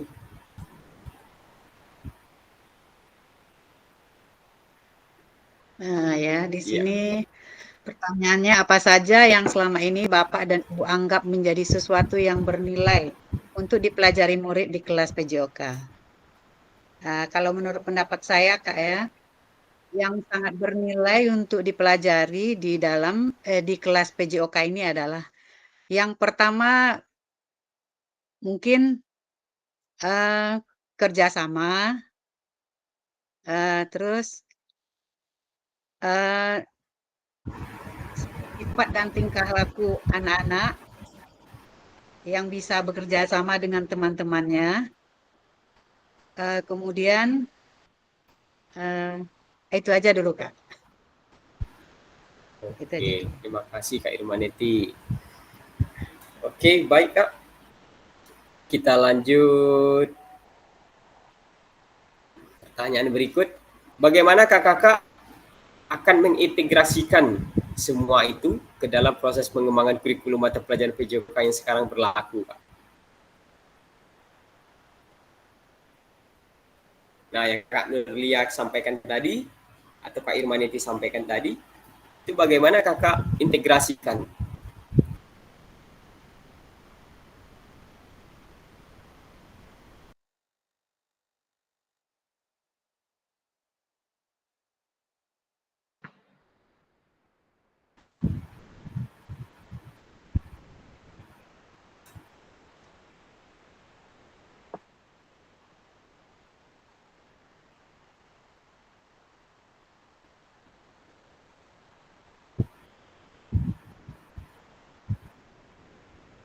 Ya, Kak Nurlia, silakan Kak Nurlia. Menambahkan ya Pak ya, bagaimana saya sebagai guru akan mengintegrasikan ke dalam proses pengembangan kurikulum mata pelajaran PJOK.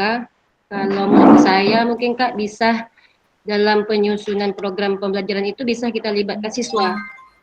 Kita libatkan siswa kita sehingga kita tahu nih apa yang menjadi minat bakat mereka. Menurut saya, Kak. Oke, Kak Nurlia menyampaikan bahwa adanya keterlibatan peserta didik untuk menyusun pengembangan kurikulum gini ya Kak ya. Oke, terima kasih Kak Nurlia. Sepertinya jaringan kita di Bukit Batu ini lagi masalah nih. Saya sudah 5 kali nih mati lampu. Dan ternyata kawan-kawan kakak-kakak juga demikian sepertinya. Tak tahu nih ada kendala apa nih. Mudah-mudahan masih bisa dikendalikan. Masih kita bisa laksanakan sekitar 10 menit ke depan. Waktu kita 10 menit ke depan lagi Kak. Ya. Oke, baik Kakak. Ada 6 faktor yang mempengaruhi pengembangan program PJOK Kak. Yang pertama, kebutuhan dan karakteristik peserta didik atau seperti yang disampaikan oleh Kakak tadi. Kebutuhan dan karakter peserta didiknya. Yang kedua, konteks masyarakatnya. Yang ketiga, waktu. Yang keempat, alokasi jam pelajaran. Yang kelima, cakupan dan tahapan. Serta yang keenam adalah teknologi. Jadi ini adalah 6 faktor yang mempengaruhi pengembangan program PJOK kita, Kak. Kita lanjut ke aktivitas ketiga, Kak. Karakteristik utama kurikulum merdeka dan artikulasi Ki Hajar Dewantara dalam pendidikan nasional. Menurut kakak-kakak, kata kunci apa yang berulang kali kita telah bahas dalam mengembangkan kurikulum PJOK ini, Kak?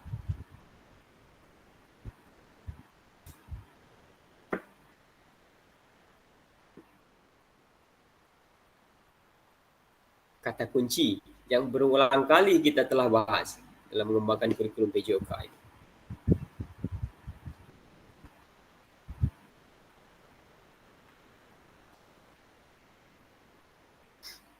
Oke, itu yang pertama, Kak. Apa yang telah kita bahas merupakan karakteristik kurikulum merdeka, yaitu yang pertamanya fokus pada materi esensial. Jadi kita diminta untuk fokus pada materi esensinya, Kak. Yang keduanya, fokus pada muatan yang paling diperlukan untuk mengembangkan kompetensi dan karakter peserta didik. Yang kedua, pengembangan kompetensi dan karakter. Sini pengembangan kompetensi sosial, emosional, moral peserta didik ini seperti yang disampaikan oleh Kak Nurlia tadi tentang emosionalnya, karakternya, disiplin.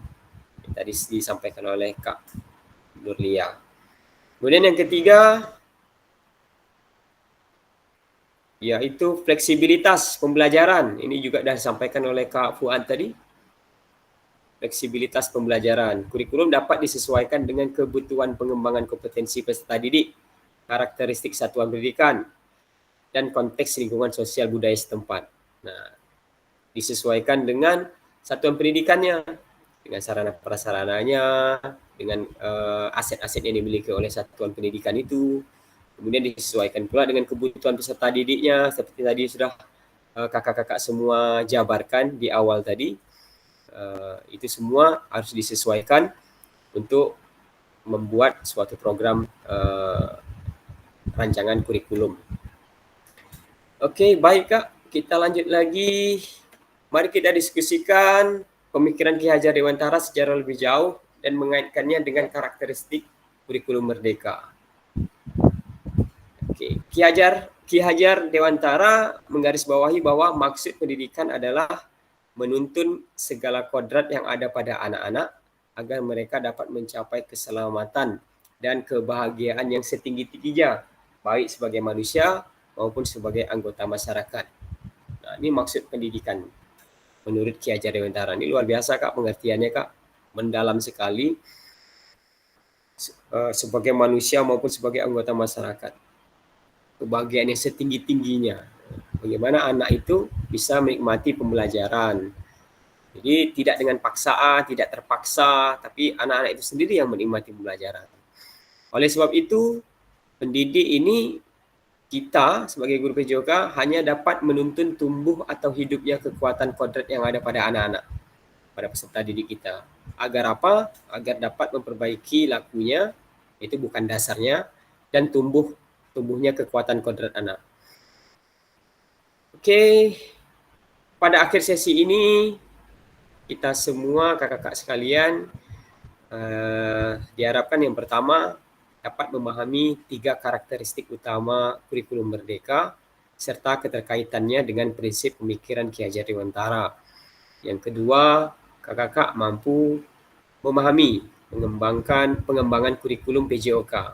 Kemudian yang ketiga, yang terakhir, di sini kakak diharapkan mampu memahami penyusunan program PJOK yang berkualitas dengan rancangan pendekatan backward design, yaitu rancangan yang mundur ke belakang.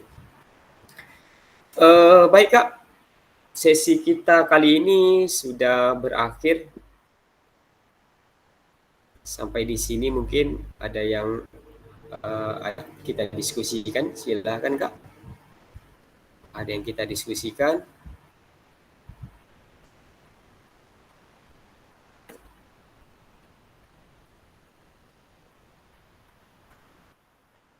Kak Irmaneti.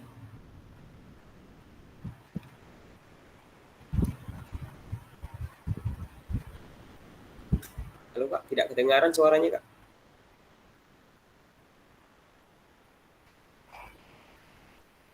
Mikrofonnya belum hidup Kak.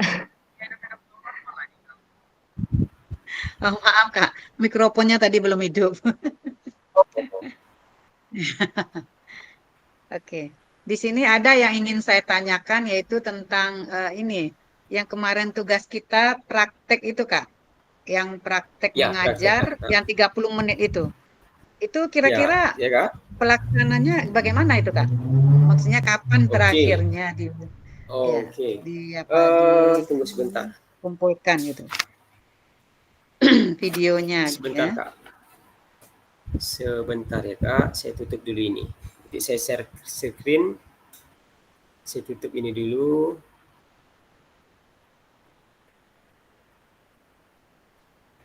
Video 30 menit kan Kak? Video kemarin kan? Iya betul Kak, yang video yang 30 Seingat menit. saya di pertemuan modul 1.6 Kak, kita lihat modul 1.6. Modul 1.6 itu sudah materi tentang modul ajar tuh Kak. 1.6 ya, ini dia. 1.6 pengembangan perencanaan pembelajaran PJOK ya Kak, ini dia. Di modul 1.6 ini nanti Kakak di sini tanggal 5 refleksi. Sebentar saya cek refleksinya.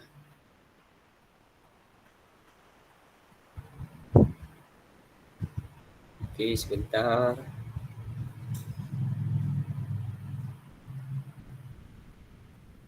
Satu 1.6 tanggal 4/6.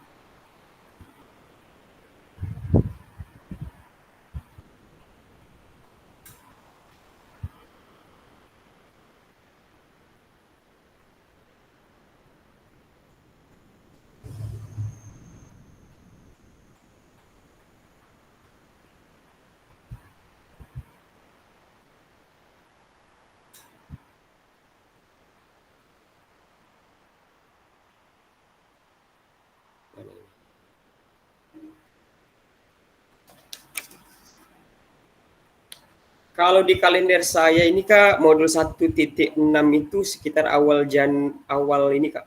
Sekitar awal Oktober. Sekitar awal Oktober, sebentar Kak. Sebentar. Cek. Saya pastikan dulu.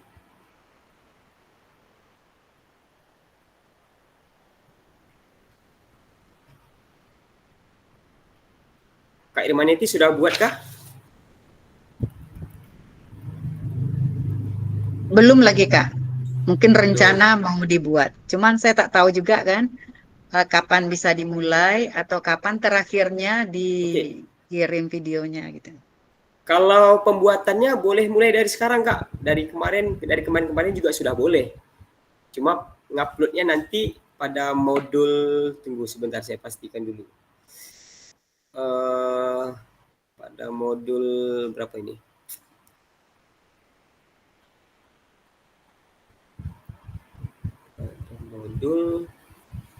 Pada Pada modul 2.1 Kak. Pada modul 2.1. Batas pengumpulannya gelombang 1 8 Oktober. 8 Oktober itu minggu kedua Kak. Minggu kedua Oktober tanggal 8 itu di modul 2.1 kita sudah unggah RPP atau modul ajar beserta link rekaman link rekaman video pembelajaran kita Kak. Saya cek 2.1 sebentar Kak, saya cek dulu. 2.1 itu sudah mendekati tatap muka kita tuh Kak. 2.1 itu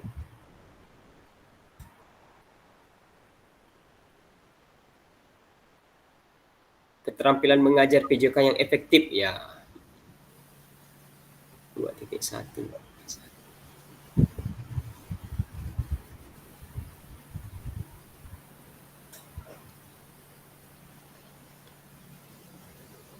Ya, oke. Saya sharekan ini, Kak.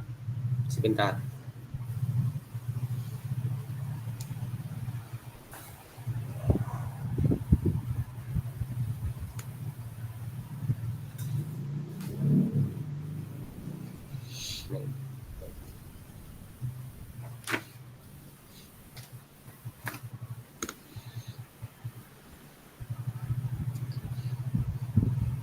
Kak Yusman, ada yang mau ditanyakan Kak Yusman? Ada mau ditanya?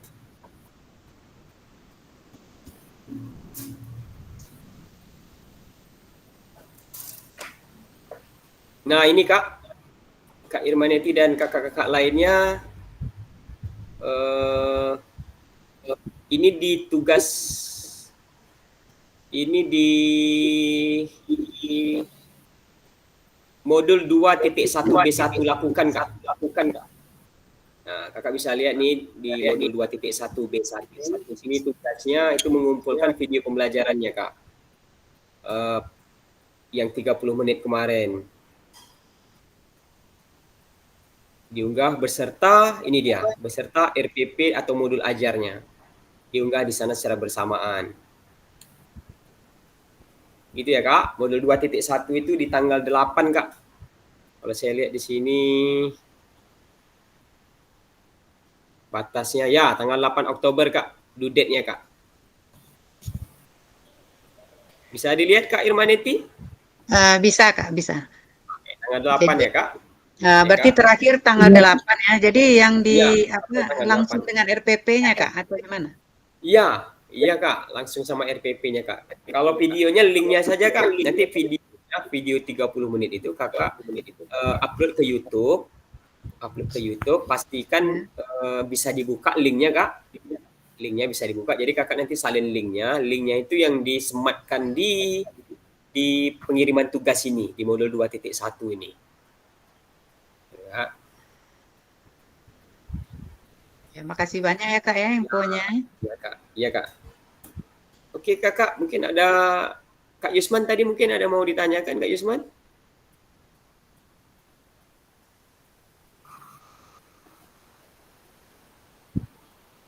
Terkait video pembelajaran ada Kak Nurlia, silakan Kak Nurlia. Mau nanya sedikit Kak. Iya. Yang untuk tatap muka itu kan seminggu tuh Kak. Ya. Ini seandainya dalam seminggu itu ada satu hari kita berhalangan nih, memang betul-betul nggak bisa, misalnya nggak bisa nih, boleh Kakak begitu? Satu hari. Nanti saya pastikan dulu Kak ya. Nanti saya tanyakan dulu ke orang BGP-nya nih, batasnya berapa kali gitu. Yang soalnya kemarin waktu di kami dulu tidak mengikuti yang sebagian tidak lulus itu gara-gara tidak mengikuti tatap muka gitu kan. Tapi gini Kak, tapi ada pertanyaan waktu kami di Pekanbaru kemarin masalah dengan ujian PPG bentrok dengan tatap muka PKG gitu kan. Apa yang harus dilakukan, bagaimana nih? Nah, orang BGP bilang memberikan ini rekomendasi bahwa peserta PKG ini boleh mengikuti ujian PPG, namun di lokasi tatap muka PKG. Misalkan kita tatap muka PKG-nya di SD 1 Sejangat misalkan. Nah, kemudian Kak Nurlia misalkan hari yang sama itu Kak Nurlia ujian PPG. Nah, Kak Nurlia dibolehkan ujian PPG di lain ruang, namun tetap di sekolah itu, di SD 1 itu, di tempat kita tatap muka gitu. Nah, gitu Kak. Berarti dari intinya nih harus hadir lah gitu Pak, apapun caranya, kondisinya ya Pak ya. Iya, tapi nanti kalau ada kendala lain, kendala yang memang betul-betul mendesak, nanti saya sampaikan sebelum tatap muka, nanti saya sampaikan. Nanti kan ada pembukaan juga tuh Kak. Nanti ada pembukaan. Kemungkinan kita 3 kecamatan nih, Siak Kecil, Bukit Batu, dan Banda Laksamana. Banda Laksamana itu kan terbagi lagi 2 di dalamnya Kak. Ada Batin Solapan di dalamnya juga. Jadi Batin Solapan, Banda Laksamana, Bukit Batu, dan Siak Kecil ada 3 kelas. 3 kelas ini mungkin digabungkan jadi 1 di Kecamatan Bukit Batu kemungkinan. Yang sekolahnya tidak terdapat peserta PKG ini. Karena kabarnya ada duit transport katanya Kak. Jadi kalau di sekolah SD 4 Kampung Jawa, jadi Kak Rian bisa dapat duit transport gitu. Maksudnya gitu. Kabarnya begitu. Jadi dicari sekolah yang tidak terdapat peserta PKG-nya di dalam. Itu sekarang orang dinas lagi mencari, lagi identifikasi. Itu Kak Nurlia. Jadi untuk peserta yang PPG dikasih kelonggaran untuk mengikuti ujian PPG-nya, tapi di lokasi tatap muka, tidak di rumah. Terima kasih. Gitu. Nah, okay. Terima kasih. Kak Romi, silakan Kak Romi. Ya Kak, makasih Kak. Ini masalah izin tadi itu Kak. Ya. Sebelum saya tahu saya lulus PKG ini, saya udah ada juga tanggal 16 Oktober nih bakal ada pergi 1 hari, dan itu udah saya rencanakan juga sama inilah untuk ada sesuatu yang harus saya lakukan tuh Kak. Maksudnya tanggal 16 ini kan tanggal mungkin 16 ini sementara apa, itu tuh 16 Oktober nih. Maksudnya tanggal 16 urusan PPG atau urusan apa Kak? Bukan PPG Kak. Soalnya kan rencananya kan udah dari awal sebelum PKG ini diumumkan Kak. Oh saya gitu. Buat itu tuh. Oke, saya belum bisa jawab Kak. Dan ini aturan ya. Dan ini juga terkait masalah biaya juga Kak. Masalah saya mau ngurus paspor kan kemarin, udah pembayarannya udah ditetapkan juga tanggal 16 gitu. Tanggal 16. Berarti kalau Kak Romi tanggal 16 berangkat, berarti kita kan tatap muka kan dari tanggal 13 sampai tanggal 19 13 kan? sampai iya 19. Jadi kalau Kak Romi tanggal 16 berangkat, berarti sampai akhir absen berarti itu ya? Enggak, cuma tanggal 16 itu aja Kak mengambil gitu. Paspor. Saya kan udah daftar paspor online kemarin. Oke, gini Kak, nanti kalau ini saya belum bisa jawab. Nanti terkait ini nanti saya akan sampaikan ke kawan-kawan, ke admin dan segala macamnya. Nanti saya sampaikan ke kakak sekalian terkait masalah berapa hari boleh izin gitu kan. Berapa hari boleh izin di tatap muka ini. Nanti saya sampaikan Kak. Oke, kakak-kakak yang lain, sebelum kita lakukan tanya jawab, mungkin yang lain mungkin saya tutup dulu ini. Terima kasih atas segala. Sebentar Kak Rian, kita tutup dulu Kak Rian ya. Setelah rekaman ini baru kita ini Kak. Baru kita lanjut. Oh ya, terima kasih. Sebelum kita tutup, mari kita berdoa agar apa yang kita pelajari pada sore hari ini dapat bermanfaat bagi diri kita sendiri, khususnya. Saya minta doa penutup ini ditutup oleh Kak Febri Zaldi. Silakan Kak Febri Zaldi.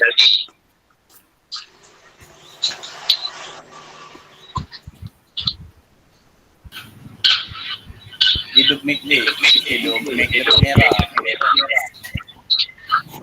Halo, Kak Febri Zaldi. Tuh dipanggil. Dipanggil tuh.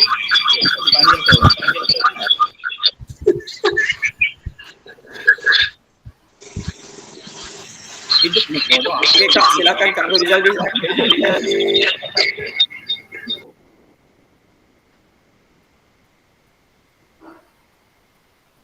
Silakan Kak Rizaldi tutup doa Kak. Doa.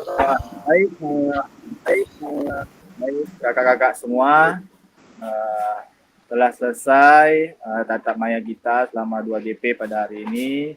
Alangkah baiknya sebelum kita menutup, kita berdoa menurut kepercayaan kita masing-masing agar tatap maya kita pada hari ini diberikan manfaat yang baik buat kita semua.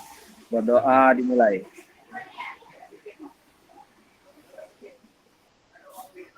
Berdoa selesai. Terima kasih Kak. Saya kembalikan ke Kakak Fasilitator. Terima kasih Kak Rizaldi. Demikian kakak sekalian, materi pertemuan tatap maya ke-7 kita kali ini.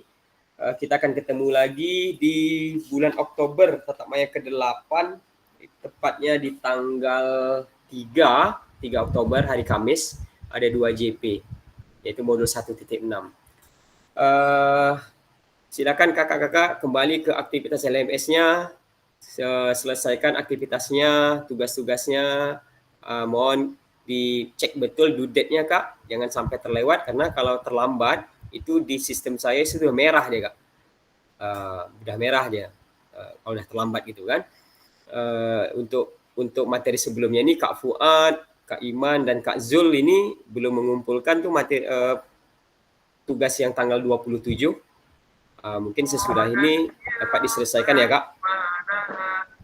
Oke, untuk kakak-kakak yang lain dapat diperhatikan due date-nya Kak, agar dapat diperhatikan due date-nya agar pengiriman tugas ini tidak telat Kak. Oke, demikian, terima kasih atas perhatian kakak, terima kasih atas kehadirannya. Lebih dan kurang saya mohon maaf. Saya akhiri, wabillahi taufiq wal hidayah. Assalamualaikum warahmatullahi wabarakatuh. Selamat sore.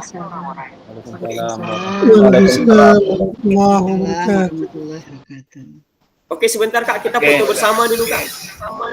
Ya, dokumentasi kita belum Pak. foto bersama.